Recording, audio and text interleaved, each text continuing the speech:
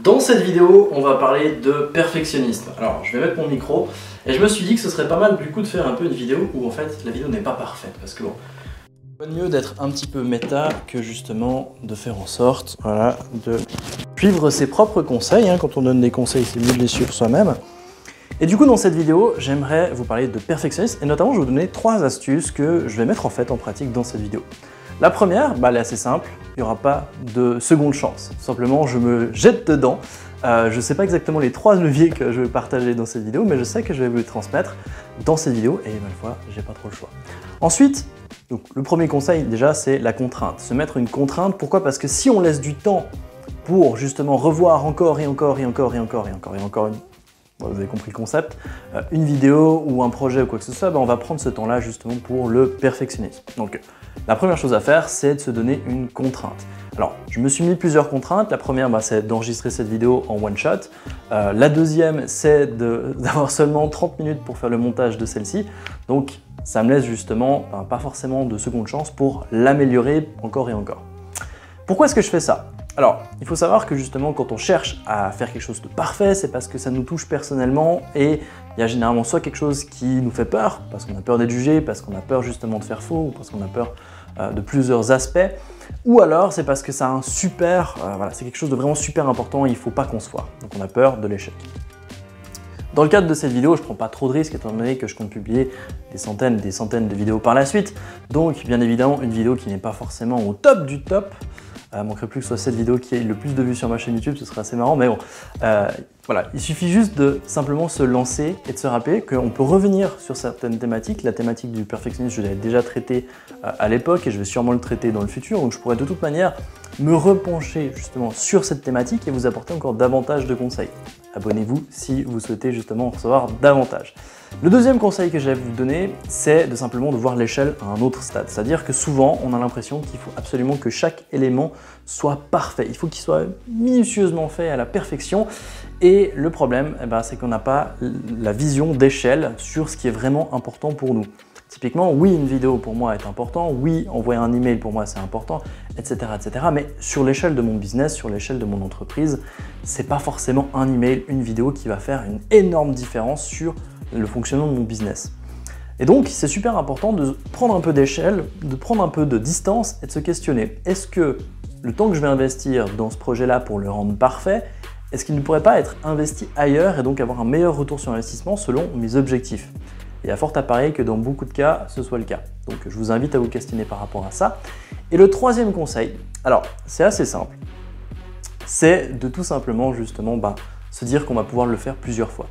Alors, c'est un petit peu contre-intuitif par rapport à ce que je veux dire, mais en fait, si vous vous donnez, ça je l'ai vu notamment avec les différentes vidéos que j'ai pu faire avant et maintenant, avant typiquement je faisais une vidéo par mois, une vidéo par semaine et demie disons, c'était un peu l'événement. C'était quelque chose de super intéressant et alors là vous ne voyez pas l'écran et c'est super intéressant parce que je vois que ma carte est pleine. Alors qu'est-ce que ça veut dire? Ça veut dire que pendant l'espace d'un petit instant, vous allez pouvoir profiter de moi dans le noir, voilà, super. Et comme j'ai dit que j'allais pas refaire cette vidéo, et voilà, c'est le plaisir du live, je suis de retour.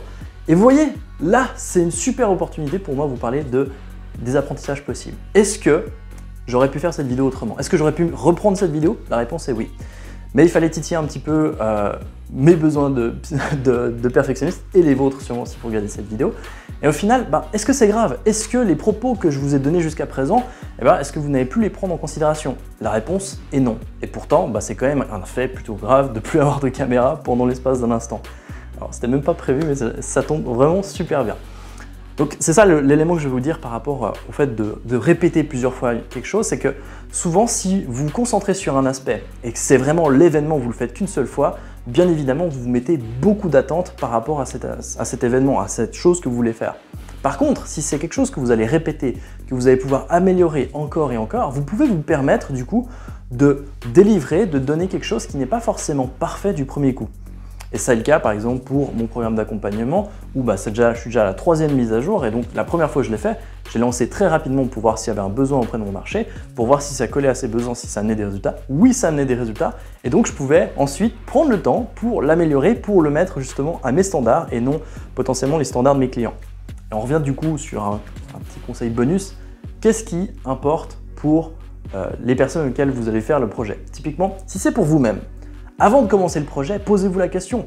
Qu'est-ce qui va faire que ce projet me satisfait? Qu'est-ce qui va faire en sorte que je me dise, là c'est bon, je peux m'arrêter? C'est quoi la ligne qui vous permettra justement de vous sentir bien par rapport à ce projet?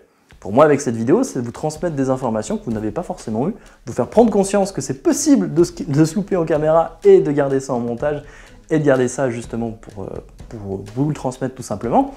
Pour moi, c'était ça l'essentiel. Alors, c'est vraiment super bien tombé avec la coupure de la caméra, mais c'est ça vraiment le conseil que j'avais envie de vous transmettre, c'est pour qui est-ce que vous délivrez la chose? Si c'est pour vous-même, définissez en amont ce qui est important pour vous. Quel est le standard que vous voulez vous mettre par rapport à vous-même? Est-ce que vous n'auriez pas meilleur temps justement d'avoir un standard un petit peu plus bas pour vous concentrer sur d'autres choses qui vous permettent peut-être justement d'atteindre vos objectifs plus rapidement et plus efficacement? Ou alors, si c'est pour un client, si c'est pour quelqu'un d'autre, posez-vous la question, quelles sont ses attentes? À quoi est-ce qu'il s'attend? À quoi est-ce qu'il est prêt justement à tout simplement assurer justement de me dire ça me suffit, c'est nickel, ça va très bien. Et si vous faites ça, bien évidemment, vous allez, de la première chose déjà, servir mieux vos clients, servir mieux les personnes avec qui vous allez faire des projets avec. Mais en plus de ça, vous allez gagner énormément de temps parce que si on prend la loi de Pareto, j'en parle d'ailleurs dans ma formation offerte, si vous voulez avoir plus d'informations, vous pouvez cliquer le lien qui est dans la description. Mais en fait, la loi de Pareto dit que 20% de nos actions amènent 80% de nos résultats. Et donc, par définition, il nous faudrait prendre 80% de notre temps, 80% des actions, pour arriver à un 100% d'une action complétée. Autrement dit, une personne qui est perfectionniste, qui passe la majorité de son temps à chercher le 100% parfait, idéal de quelque chose, il sera 4 fois moins efficace qu'une personne qui justement ne va pas chercher à la perfection, mais va s'arrêter à ce qui est suffisant pour son projet, pour sa vidéo, pour ses objectifs. Et en fait, c'est vraiment super important que j'avais envie de vous transmettre. Si vous voulez gagner en efficacité, c'est un très bon levier que vous pouvez mettre en application dès aujourd'hui, comme je l'ai fait avec cette vidéo qui m'a pris littéralement, que je regarde bien, 7 minutes d'enregistrement, en tout cas juste là avec mon smartphone, et je vous ai transmis du coup les 3 points, donc je suis satisfait de cette vidéo, et on se retrouve du coup pour le montage, où j'aurai plus que, comme j'ai dit, un certain temps limité pour faire cette vidéo au montage. Sur ce, je vous souhaite du coup une très bonne suite, on se retrouve dans une prochaine vidéo, peut-être un chouïa plus travaillé. Si ce n'est pas le cas, abonnez-vous pour justement recevoir d'autres conseils de productivité et de gestion du temps. Et en tout cas, c'était un plaisir de vous partager cette vidéo avec ce petit fail qui fait plaisir, qui rappelle comme quoi que des fois, ça fait du bien de se louper, et surtout si c'est pour prouver un cas. Allez, ciao, c'était Gaëtan Rossier, le maître du temps, et on se retrouve dans une prochaine vidéo.